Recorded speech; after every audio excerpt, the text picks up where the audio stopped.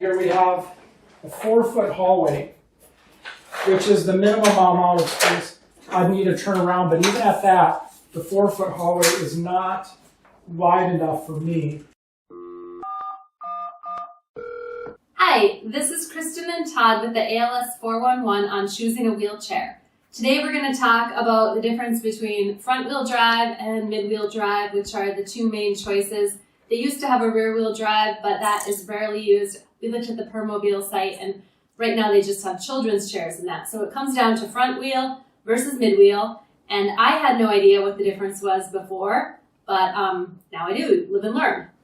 Right. Now, I've been in a wheelchair since 2014, and there's been changes.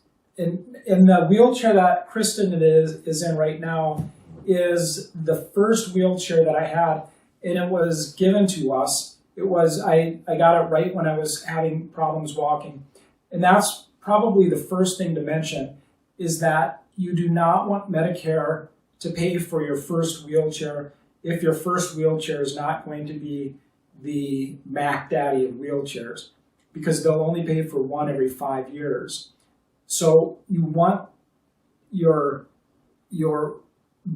like expensive wheelchair with all of the options to be the one that you're going to be in long term. So this wheelchair was donated to us, and it's a mid-drive wheelchair. So we're going to show you how some of that works. So mid-drive means that these are the wheels with the power. And then there's wheels in front here and wheels in back, but the power is under these wheels. The main drive is in the center of the wheelchair, and it's centered on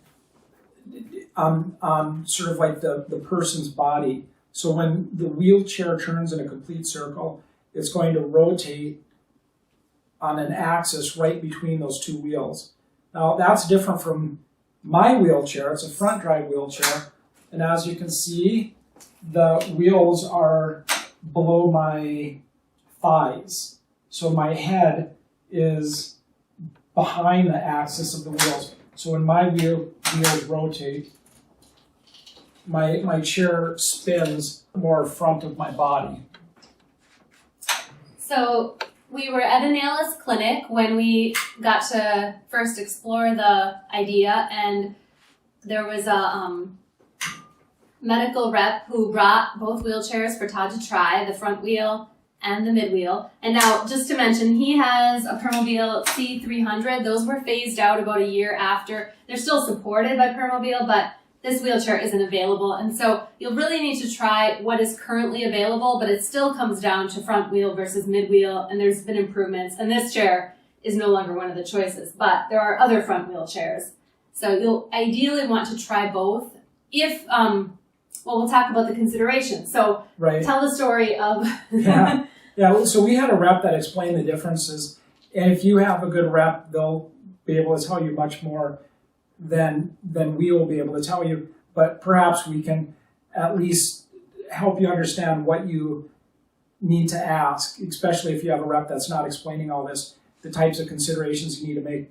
The rep that we had showed me the differences, and what he had explained, and we found this to definitely be the case, is that the front drive is beneficial when you are using the wheelchair in uneven terrain, like outside in the grass or on gravel. And we live in the country, and that was an important consideration for us. A mid-drive wheelchair has other advantages, like a tight turning radius, but in our particular case, we were building an accessible house, and we could make the house accommodate my wheelchair by having, like, for example, a little cul-de-sac at the end of the hallway and a bathroom that was large enough to navigate.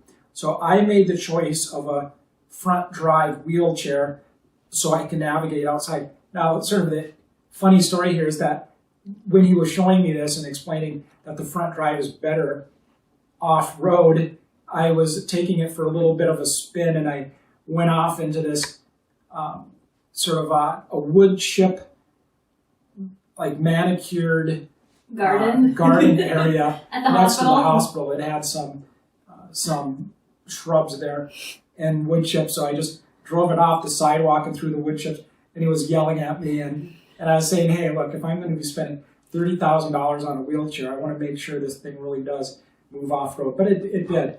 And he didn't take the mid-wheel off-road because the guy wasn't happy with that. So I'll give you a little bit of a testimonial. But let me also mention that when I was in the mid-drive, I went up into the van, and as I was trying to go into his van, the wheelchair got stuck because the wheels got hung up.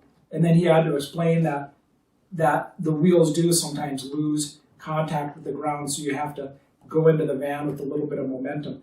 Now, I think Permobil might have fixed that in their latest model by putting better suspension on the caster wheels, but that was the consideration that I had to make. And then I wanted to give a little testimonial from somebody else. I reached out to some others who I'm in Facebook groups with, ALS Facebook groups with, to get their perspective because we only have one wheelchair, or one of the really good wheelchairs in front wheel. And a lot of people do go with mid-wheel for the tight turning radius in doctor's offices, in their houses, and this is what someone says about the mid-wheel off pavement. Dry, short grass is fine. Mud or mulch is no good. Rocks are okay if they're level and tightly packed. We've had to dig them out of mulch and gravel, and so they stick to the paved trails near their home. Now, we're in the country, and Todd did go around our yard a lot before he got the head array, and we'll have to talk about that another time. But once he got the head array, it's really too bumpy to do much of that anyway, although it still is good in the snow, like in the parking lot. On occasion, I do have to go across grass, and I'm glad that I have the front drive. But my neck is so weak, and using this head array, my head bounces around, and it's just too difficult to drive in any case. So in more advanced stages, it might get to the point where a mid-drive makes more sense anyhow, just because being out, off of pavement is so impractical in advanced stages anyhow. Another consideration, one of my fellow caregivers said that her husband got a mid-wheel because of the super small turning radius that allowed him to navigate the inside of the house.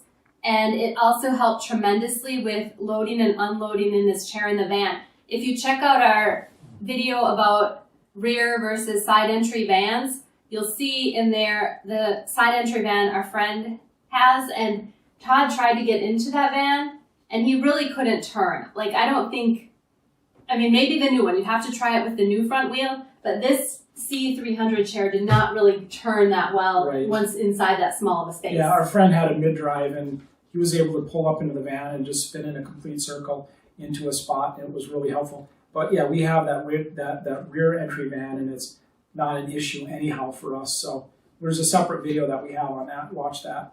And then another comment, we like to travel and needed an outdoor one, so this is in support of front wheel.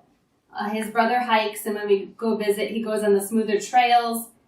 And one other thing, a couple people mentioned with the mid-wheel that it had a jerk when turning the mid-wheel because the front wheels kind of get stuck in whatever position they are, and then they have to straighten out. Yeah, we can show you that.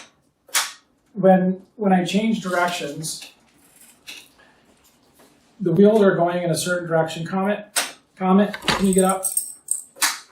So the wheels are going in a certain direction, and when you change directions, they have to correct. They have to move they have to move around. So the very initial movement that you make, the wheelchair sort of gets off kilter, and then I have to straighten out. That's not a big deal for me because I'm usually always going forward. But if you have a mid-drive, every time you change directions, those front caster wheels are going to have to straighten out. So every time you pull forward, it'll do that where it's going to get squirrely. For me, with front drive, when I pull forward, it stays fairly straight.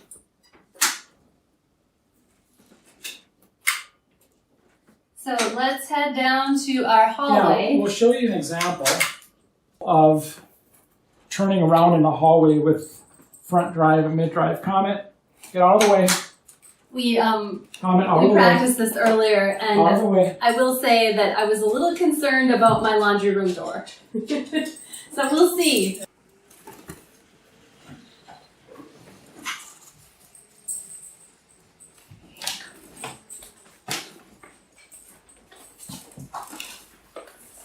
Okay, in the hallway here, we have a 4-foot hallway, which is the minimum amount of space I'd need to turn around, but even at that, the 4-foot hallway is not wide enough for me.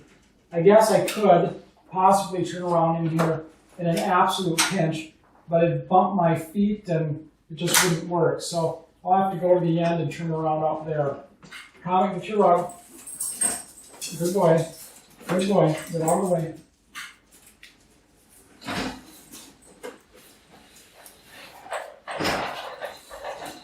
Good boy. All right. Now, Kristen, when she comes in a mid-wheel drive, you'll see that it's much easier for her to turn around.